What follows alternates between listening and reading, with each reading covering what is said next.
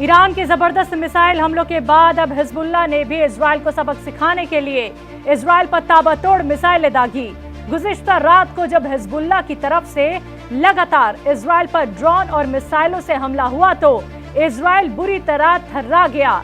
चाहे हमास से हो या ईरान से, इजराइल की हार को दुनिया ने तो तस्लीम कर ही लिया है, लेकिन अब खुद इजराइल के मिलिट्री चीफ ने भी मान लिया है और इसीलिए इजरायली मिलिट्री इंटेलिजेंस चीफ ने अपने ओहदे से ये कहते हुए इस्तीफा दे दिया है, हम नाकाम रहे हैं और हर मरहले पर हार चुके हैं। Israeli military intelligence chief Aaron Haliva का अपने ओहदे से इस्तीफा देना कोई छोटी बात नहीं है।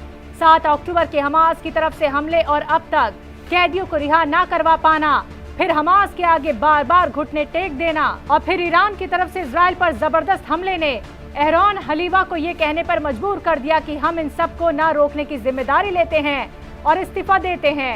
इसका सीधा मतलब ये है कि इजराइल बुरी तरह हार चुका है। ये इस्तीफा ईरान के वफादार और हिमायत याफ्ता ग्रुप हिजबुल्लाह के इजराइल पर ताबड़तोड़ मिसाइलों की बमबारी के बाद आया है, जिससे इजराइल बुरी तरह थर्रा गया है। न्यूज वेबसाइट अल जजीरा के मुताबिक हलीवा पहले अफसर हैं जिन्होंने इजराइल में कस्साम ब्रिगेड और दूसरे फिलिस्तीनी मिलिटेंट ग्रुप्स के हमले को रोकने में नाकाम होने की वजह से अपने पद से इस्तीफा दिया।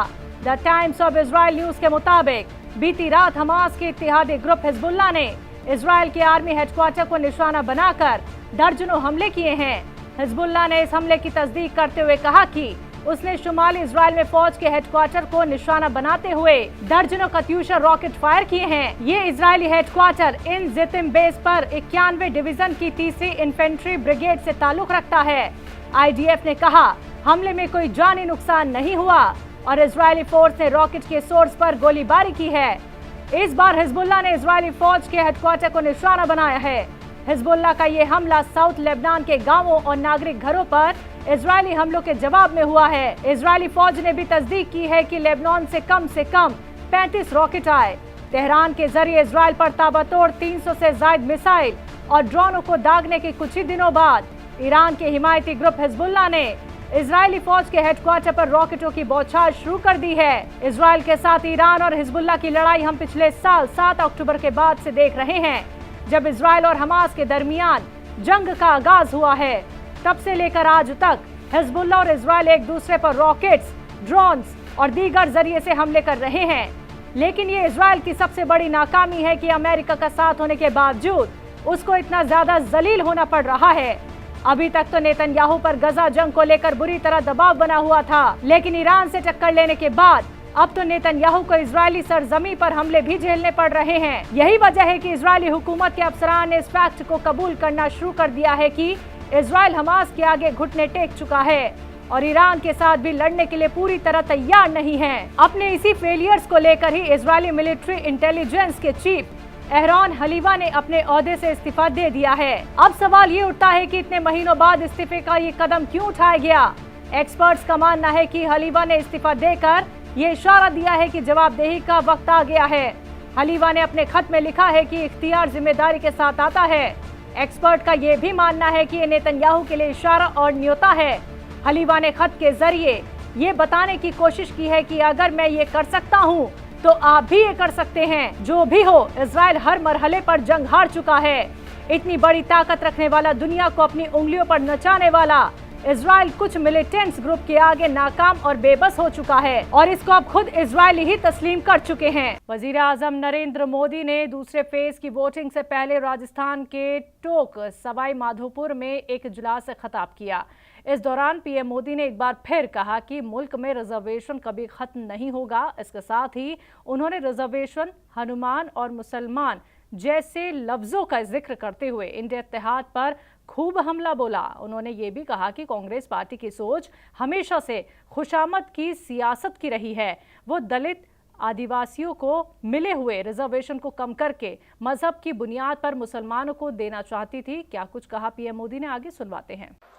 सच्चाई ये है कि कांग्रेस और इंडिया अलायंस जब सत्ता में था तो ये लोग दलितों, पिछड़ों के आरक्षण में सेंधमारी करके वोट बैंक पॉलिटिक्स के लिए उनकी खास जमात को अलग से आरक्षण देना चाहते थे, जबकि संविधान इसके बिल्कुल खिलाफ है।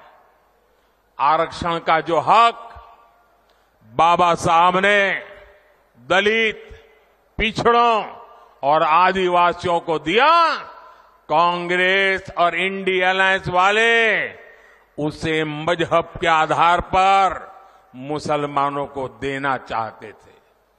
वजीर आजम नरेंद्र मोदी ने अलीगढ़ में बोलते हुए हज और 3 तलाक का जिक्र किया। वजीर आजम ने कहा कि उनकी कोशिशों की वजह से मुल्क के मुसलमानों का हज का सालाना कोटा बढ़ाया गया और खवातीन को बिना महरम यानी बिना किसी मर्द के हज में जाने की इजाजत मिली।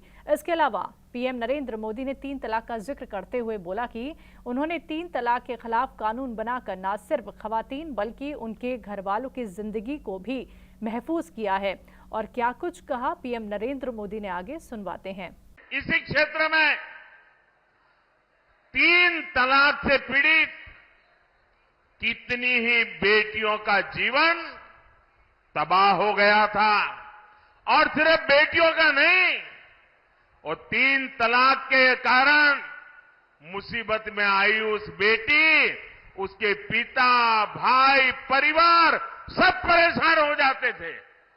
अब मोदी ने 3 तलाक के खिलाफ कानून बनाकर उनका जीवन भी सुरक्षित किया है।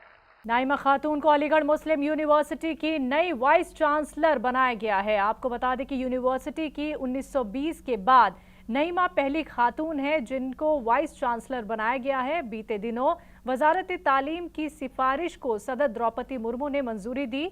आपको बता दें, मुल्क में मॉडल कोड ऑफ कंडक्ट लागू होने की वजह से इलेक्शन कमीशन से भी मंजूरी ली गई। वजारत तालीम से जुड़े एक अफसर ने बताया कि अलीगढ़ मुस्लिम यूनिवर्सिटी की विमेंस कॉलेज की प्रिंसिपल नईमा खातून 5 सालों तक ये ओहदा संभालेंगी।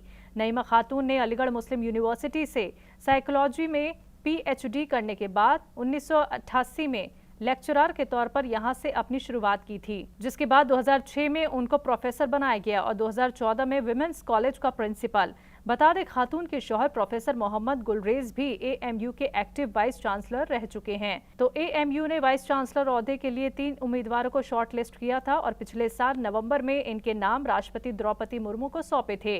वाइस चांसलर की दौड़ में AMU के फैकल्टी ऑफ मेडिसिन के पूर्व डीन प्रोफेसर मुजफ्फर उरूज रब्बानी, पटना के चाणक्य नेशनल लॉ यूनिवर्सिटी के vice chancellor professor Faizan Mustafa भी शामिल थे।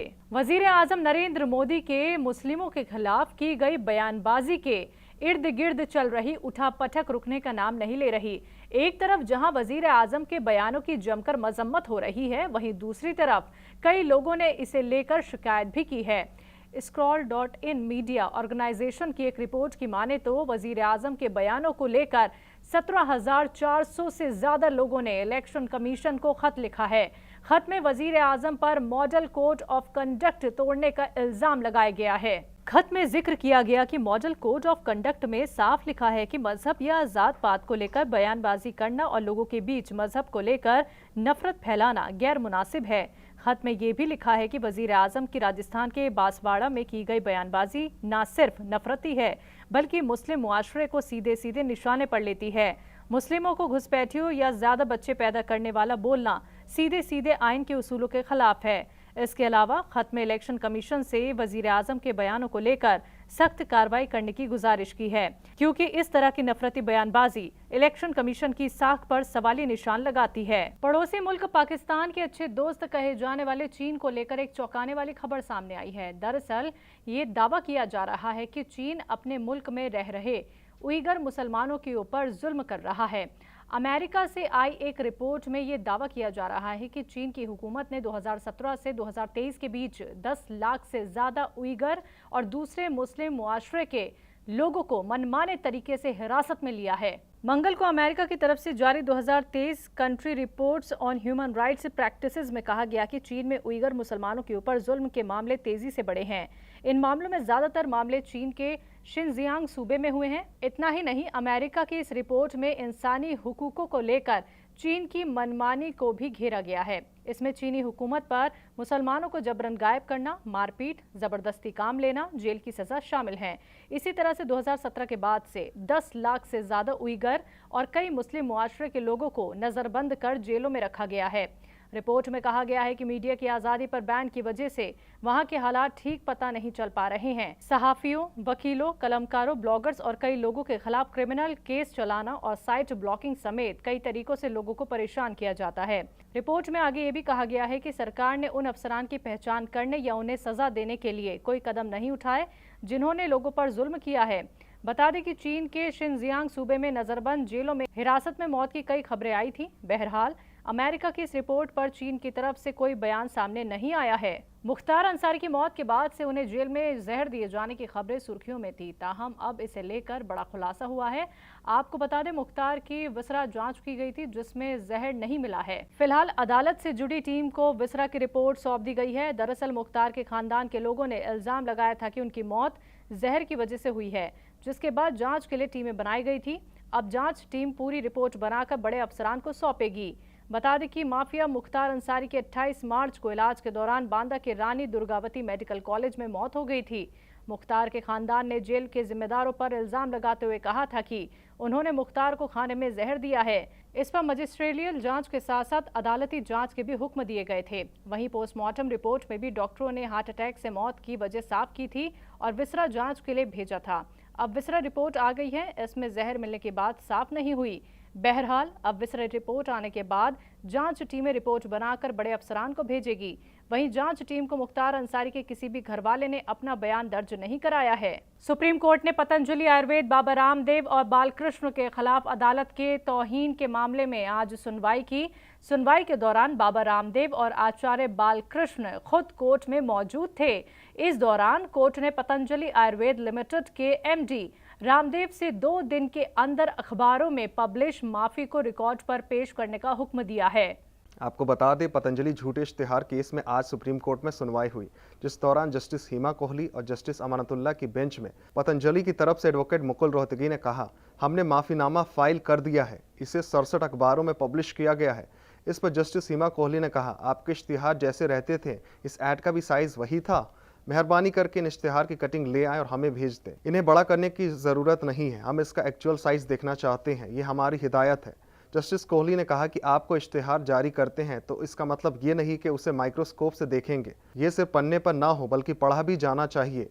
इसके साथ ही कोर्ट ने रामदेव और बालकृष्ण को ऑर्डर दिया कि अगले 2 दिन में वो ऑन रिकॉर्ड माफीनामा जारी करे, इसमें लिखा उन्होंने गलती की है। वहीं अब इस मामले की सुनवाई 30 अप्रैल को होगी। शराब घोटाला मामले में तिहाड़ जेल में बंद दिल्ली के CM अरविंद केजरीवाल को तिहाड़ जेल इंतजामिया ने पहली बार इंसुलिन का इंजेक्शन लगवाया है, जिसके बाद जहां एक तरफ आम आदमी पार्टी खुशी जाहिर कर रही है और खुशी जाहिर करते हुए कहा है कि हनुमान जी की मेहरबानी से अरविंद केजरीवाल जी को इंसुलिन मिल गई है, वहीं दूसरी तरफ आप MP संजय सिंह ने फिर से मरकज की बीजेपी हुकूमत पर बड़ा इल्जाम लगाया। उन्होंने कहा कि तिहाड़ जेल में CM अरविंद केजरीवाल के लिए एक टॉर्चर चैम्बर बन गया है। उनके साथ ऐसा सलूक किया जा रहा है जैसा हिटलर के दौर में किया जाता था। और क्या कुछ कहा संजय सिंह ने, सुनवाते हैं आपको। अरविंद केजरीवाल जी को PMO के और LG के निगरानी में रखा जा रहा है। प्रधानमंत्री नरेंद्र मोदी और उनका कार्यालय 24 घंटे CCTV के जरिए उसका लिंक मंगाकर देखते हैं कि अरविंद केजरीवाल क्या कर रहे हैं, क्या नहीं कर रहे हैं। आखिर इतनी निगरानी क्यों है? क्या देख रहे हैं मोदी जी? आप क्या देखना चाहते हैं प्रधानमंत्री जी? ये देखना चाहते हैं कि अरविंद केजरीवाल को दवा मिली कि नहीं मिली, अरविंद केजरीवाल को खाना मिला कि नहीं मिला, अरविंद केजरीवाल कितना पढ़ रहे हैं, कितना लिख रहे हैं, कितना सो रहे हैं, कितना जग रहे हैं। आप देखना क्या चाहते हैं मोदी जी? हांगकांग और सिंगापुर में एवरेस्ट के मसालों में जहरीले पेस्टिसाइड मिलने के बाद FSSAI ने बाजार में मौजूद मसालों के सैंपल लेना शुरू कर दिया है। दरअसल सिंगापुर और हांगकांग ने MDH और एवरेस्ट के कुछ प्रोडक्ट्स में पेस्टिसाइड एथिलीन ऑक्साइड की मौजूदगी जरूरत से ज्यादा होने की जानकारी मिली थी, जिसे कैंसर होने का खतरा रहता है। दोनों मुल्कों ने इनके 4 प्रोडक्ट्स को बाजार से हटाने का हुक्म दिया है। अगर आप भी खाने पीने के शौकीन हैं तो होशियार हो जाएं, क्योंकि आपके रोजमर्रा के इस्तेमाल में होने वाले मसालों में कोई जहर मिला रहा है। हांगकांग के फूड सेफ्टी डिपार्टमेंट ने कहा है कि MDH ग्रुप के 3 मसाला mix, Madras curry powder, sambar मसाला पाउडर और करी पाउडर में एथिलीन ऑक्साइड की मौजूदगी ज़रूरत से ज़्यादा पाई गई है। एवरेस्ट के फिश करी मसाला में कार्योजेनिक पेस्टिसाइड पाया गया है। ये दोनों ही केमिकल आपकी सेहत के लिए बहुत खतरनाक है। सिंगापुर और हांगकांग में मसालों में खतरनाक केमिकल मिलने के बाद मरकजी हुकूमत ने हरकत में आते हुए फूड कमिश्नर से सभी मसालों के सैंपल जमा करने को कहा है। इसके साथ ही मुल्क के सभी फूड कमिश्नर्स को इस मामले को लेकर अलर्ट कर दिया गया है। जम्मू कश्मीर में टारगेटेड किलिंग रुकने का नाम नहीं ले रही। बीते दिनों राजौरी में दहशतगर्दों ने एक बार फिर से टारगेट किलिंग को अंजाम दिया। दहशतगर्दों ने पीर को एक शख्स की गोली मारकर हत्या कर दी है, तो मरने वाले की पहचान कुंडा टोपे शहादत शरीफ के रहने वाले मोहम्मद रजाक के तौर पे हुई है। 40 साल के रजाक सोशल वेलफेयर डिपार्टमेंट में काम करते थे। दरअसल दहशतगर्दों ने मोहम्मद रजाक के घर पर फायरिंग की थी। इसी दौरान रजाक को गोली लग गई थी और वो हमले में बुरी तरह जख्मी हो गए थे, जिसके बाद उन्हें अस्पताल में भर्ती कराया गया, जहां उन्होंने दम तोड़ दिया। पुलिस ने मुजरिमों को पकड़ने के लिए पूरे इलाके को सील कर दिया है। हादसे की मालूमात मिलते ही पुलिस और फौज की ज्वाइंट टीम ने हमलावरों को पकड़ने के लिए इलाके में सर्च ऑपरेशन भी शुरू कर दिया था। पुलिस और फौज की ज्वाइंट टीम अभी भी मुजरिमों की तलाश कर रही है। लगातार होते हमलों की वजह से पूरे जिले में सुरक्षा बलों को हाई अलर्ट पर रखा गया है। जम्मू कश्मीर में 1 महीने के भीतर टारगेट किलिंग का ये तीसरा मामला है। इससे पहले 2 गैर कश्मीरियों का भी कत्ल इसी तरह से कर दिया गया था। 17 अप्रैल को अनंतनाग में दहशतगर्दों ने बिहार के एक मजदूर शंकर शाह की गोली मारकर हत्या कर दी थी। कर्नाटक के गडक में एक दिल दहला देने वाला वाकया पेश आया है। जायदाद ना मिलने से नाराज शख्स ने अपने ही वालिदैन और भाई के मर्डर के लिए 65 लाख रुपए की फिरौती दी। शख्स सारी जायदाद अपने भाई को मिलने से नाराज था, लेकिन उसकी प्लानिंग फेल हो गई। 19 अप्रैल को हमलावरों ने जब हमला किया तो उसमें एक शख्स के माता पिता बच गए, लेकिन भाई और 3 रिश्तेदार मारे गए। मारे गए लोगों में कार्तिक बकाले, परशुराम हादीमनी, लक्ष्मी हादीमनी और आकांक्षा हादीमनी शामिल हैं। पुलिस ने इस मामले में कार्तिक के भाई और मास्टरमाइंड विनायक बकाले समेत 8 लोगों को गिरफ्तार किया। कार्तिक और विनायक बकाले बीजेपी लीडर और गडंग बेतीगिरी सिटी म्युनिसिपल काउंसिल के वाइस प्रेसिडेंट प्रकाश बकाले और सुनंदा बकाले के बेटे थे। पुलिस के मुताबिक कार्तिक की शादी तय हो गई, जिसमें शामिल होने के लिए हादीमनी खानदान यहां आया। पुलिस ने बताया कि विनायक ने अपने घर वालों के कत्ल को एक हादसा दिखाने के लिए बहुत जबरदस्त प्लानिंग की थी। उसने हमलावरों को हादसे को एक लूट या चोरी की तरह पेश करने को कहा था, लेकिन पुलिस ने अपनी तफ्तीश में विनायक का पर्दाफाश कर दिया। पुलिस के मुताबिक दोनों भाइयों के बीच जायदाद को लेकर झगड़ा था। नाजरीन, मुल्क की बात में आज के लिए बस इतना ही। आप देखते रहे तहजीब TV। मुझे दीजिए इजाजत। आदाब।